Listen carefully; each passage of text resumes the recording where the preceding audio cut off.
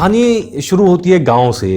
एक बूढ़ी अम्मा रहती थी गांव में, उनका बेटा सेना में था।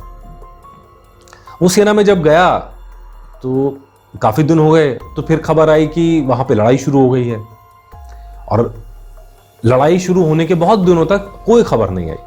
फिर राज दरबार से उनके पास एक चिट्ठी आई, संदेशा आया, और संदेशे में क्या लिखा था वो पढ़ना चाहती थी, क्योंकि वो बहुत घबरा रही थी। क्योंकि लड़ाई के बाद संदेशा आया, क्या उनके बेटे की हालत है जो सैनिक बन के गया है, वो जानती ही नहीं थी। वो चाहती थी जल्दी से जल्दी उन्हें पता चले कि उस चिट्ठी में क्या लिखा है। और तुरंत उन्होंने वो चिट्ठी हाथ में पकड़ी और जरा दौड़ गई गांव में। एक के पास गई, उन्हें पढ़ना नहीं आता था। फिर दूसरे के पास गई तो उन्हें भी पढ़ना नहीं आता था। तो थोड़ा सा आगे ही बढ़ी थी, वहां पर चौराहे पर एक आदमी आता हुआ दिखा, और पोशाक से सैनिक भी लग रहा था। तो इससे अच्छा कौन हो सकता पढ़ने के लिए, भाई सैनिक बेटा है, उसकी चिट्ठी आई है पढ़ने के लिए।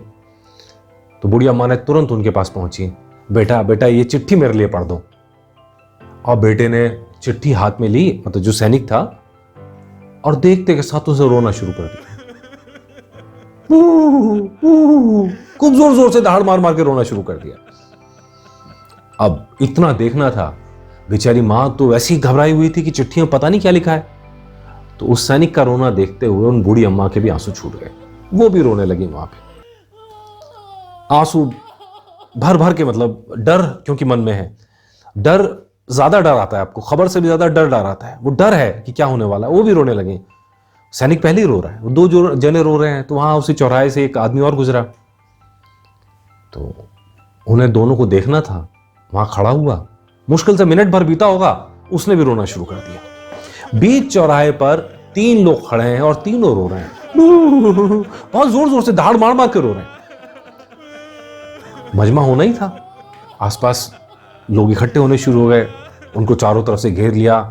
अब कोई पूछना चाहता है क्या हो, तो सब कोशिश कर रहे हैं लेकिन चुप कराने की, चुप हो जाओ भाई, क्या हुआ क्या हुआ क्या हुआ। वो तो सुनने को तैयार ही नहीं, कोई भी। रोए जा रहे हैं, फूट फूट के रो रहे हैं, एक दूसरे को देख के और रो रहे हैं। फिर अचानक थोड़ी देर बाद पानी वानी पिलाया गया, शांति से बैठाया गया। तो जो तीसरा बंदा था, उसका थोड़ा रोना कम हुआ। तो उससे पूछा, भाई तुम क्यों रोए? तो उसने कहा, मेरा ना एक बहुत बड़ा कारखाना था, कारखाने में आग लग गई, सब कुछ जल गया, मेरे जीवन भर की कमाई सब जल गई, कुछ नहीं बचा मेरे पास। फिर ये कब की बात है? कह रहा है कि हो गया, कोई साल भर हो गया, साल भर पहले की बात है। तो साल भर पहले की बात सोच के तुम अब रो रहे हो? कहते हैं हाँ, उसमें रोने का टाइम ही नहीं मिला। क्यों? क्योंकि उस समय तो कारखाना जल गया, जिंदा रहना था, परिवार को पालना था, जिम्मेदारी बहुत बड़ी थी, रोने का टाइम ही नहीं। मैंने अपने आंसू दबा लिए और काम में लग गया।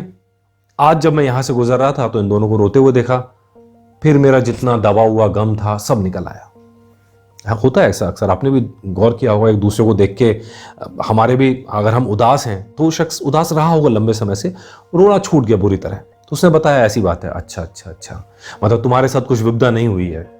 हाँ, कोई विपदा नहीं हुई है, लेकिन बहुत दिनों से उदासी मन में थी, वो निकल गई। तो भाई फिर बूढ़ी अम्मा थी, उनसे पूछा, भाई अम्मा तुम क्यों रोई? तो अम्मा ने कहा, देखो मेरा तो बेटा सेना में है, वहां से पहली बार चिट्ठी आई है 1 साल में। अब मुझे तो डर लग रहा है मेरे बेटे का क्या हुआ। मैंने इस आदमी को दी चिट्ठी को पढ़ने के लिए, इसने रोना शुरू कर दिया। इसको देखना था तो मुझे लगा कुछ गड़बड़ हो ही गया है, मैंने भी रोना शुरू कर दिया। मुझे तो अपने बेटे की चिंता हो रही है। सही बात है, चिंता होती है, किसी का बहुत ध्यान आता है तो रोना आता है। हाँ भाई चलो बूढ़ी अम्मा, तुम्हारी बात भी सही है। तो भाई सैनिक, तुम क्यों रोए, तुम ये बताओ। इन दोनों तो रोने की वजह समझ में आ रही है, तुमने चिट्ठी में क्या देखा? सैनिक कहता है, जी एक्चुअली में हुआ ये कि जब मैं छोटा था ना, तो माँ बाप बहुत कहते थे पढ़ ले पढ़ ले पढ़ ले, मुझे पढ़ना नहीं आता। जब अम्मा ने मुझे चिट्ठी दी, मुझे बहुत शर्म आई और शर्म के मारे में रोने लग गया, तो मुझे पढ़ना नहीं आता। तो तीनों लोग रो रहे थे, उसकी कोई वजह नहीं थी। तो ऐसे में आदमी ने चिट्ठी पढ़ी तो उसमें खबर थी कि बेटा आ रहा है। तो सवाल यह है कि ऐसी बहुत सारी बातें होती हैं जब हम आशंकाओं में वक्त बिताते हैं और आशंकाओं में ही जीवन में परेशान रहते हैं। कुछ कुछ यही सिखाती है ये जापानी लोक कथा, जिसको आपके लिए मैं लेकर आया हूँ। आप बताइएगा जरूर कैसी लगी। छोटा सा निवेदन है, कहानी अच्छी लगे तो कमेंट जरूर कीजिएगा, हमारे चैनल के साथ जुड़िए। और हमें सब्सक्राइब करिए, लाइक कीजिए और शेयर कीजिए अगर कहानी अच्छी लगे तो दूसरों के साथ भी, क्योंकि अच्छी कहानियां बांटने से मजा बढ़ता है।